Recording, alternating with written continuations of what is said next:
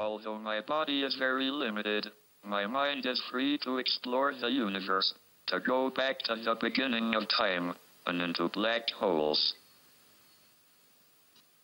There are no limits to the human spirit.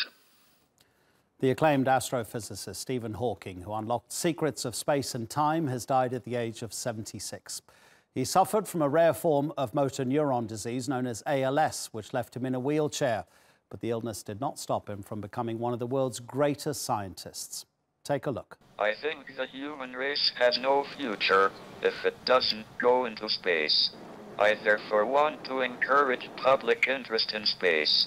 I have long wanted to go into space, and a zero-gravity flight is the first step towards space travel. As you can imagine, I am very excited, and the chance to float free in zero-G will be wonderful. See you in zero-G.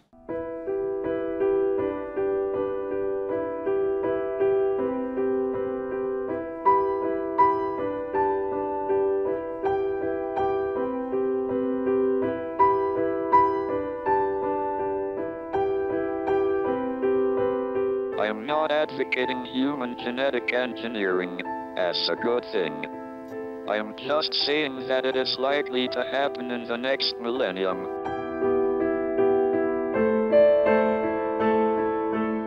A major problem in theoretical physics that has been around since I discovered that black holes radiate thermally.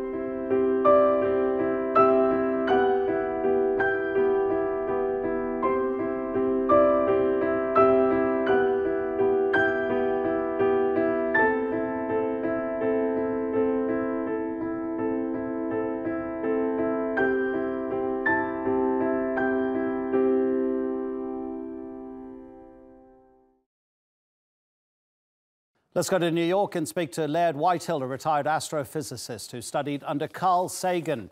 Laird Whitehill, thank you for your time. I'm going to read something to you which I don't necessarily understand, but I'd like you to translate it for laymen like me, please. Hawking was the first to set out the theory of cosmology as a union of relativity and quantum mechanics, and he also discovered that black holes leak energy and fade to nothing. That phenomenon came to be known as Hawking radiation. What are those two things? Well, the thing about quantum mechanics and general relativity is they exist in two different fields of science. And scientists are either specialized in one or they're specialized in the other. But nobody is able to bring them together to talk about them at the same time in the same sentence. And it was Stephen Hawking who was able to do that for the very first time. And to this day, we still are trying to bring those two together in a theory, a unified theory of science. But it was Stephen Hawking who did that. So the black hole is capable of radiating particles, even though it itself is not actually radiating the particles. The particles are being radiated from the edge of the black hole. As a result, the black hole can evaporate. And very small black holes, according to Stephen Hawking, do evaporate. It's amazing. And he has gained his name after it, Hawking radiation. It's a beautiful thing. He'll be known for it forever. What about his theorizations about time travel? Were they just theorizations, or is there a point? Did he see a point when science would have advanced to have the necessary scientific sort of mechanical requirements that would allow time travel to actually be possible? Did he ever prove any of that, or was it just him theorizing? Because he liked to talk about lots of different things. I think he proved it. I think he proved it. The way he proved it was typical of Stephen Hawking. What he did is he held a party open to everybody. Food and drink were provided. The only thing was that the party was announced only after it had been held. So the only people who could attend were time travelers, and nobody attended. So by that, he said, he proved the existence of time travel was proven to not exist. He also obviously had a sense of humor, and I remember seeing him appear in an episode of The Simpsons. It's a cartoon, for goodness sake. But in a way, I suppose, that helps popularize science. And he was never shy of being sort of part of popular entertainment as well as being this great scientist. Yes, my mentor, Carl Sagan, was a popularizer of science. And since then, there have been very few well-known popularizers of science. Certainly Neil deGrasse Tyson, for example.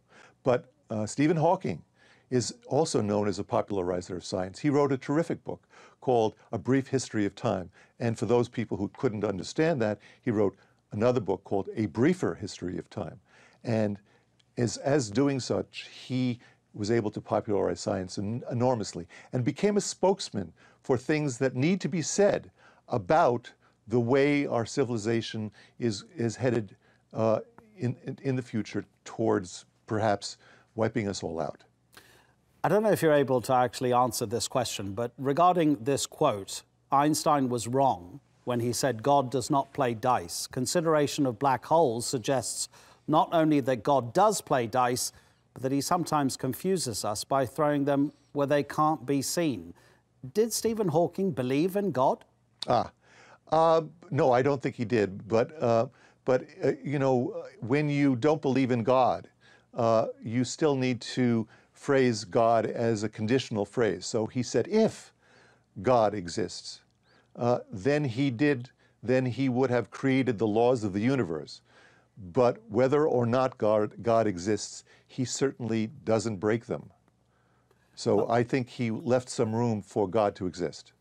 Looking at the impact that the future of science will have on people's everyday lives, black holes and the quantum mechanics and all of the higher end science apart, the advent of artificial intelligence, which is pretty much with us now, but what it becomes in the future is something that causes great concern to some people, and Stephen Hawking was one of those. He had plenty of warnings about artificial intelligence. What do you make of those warnings?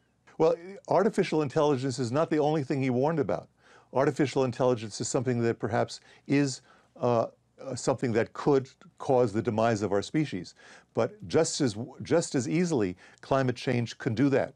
You can simply wipe out all life on Earth by increasing the temperature of the Earth so it's above the boiling point of water. And if that happens, nothing will survive on this Earth. And that is certainly within the realm of possibility of what we can do to the Earth. So Stephen Hawking suggested that perhaps we, as a species, should put ourselves elsewhere in the universe as well to ensure our continued existence. Perhaps Mars, for example. Laird Whitehill, thank you very much indeed.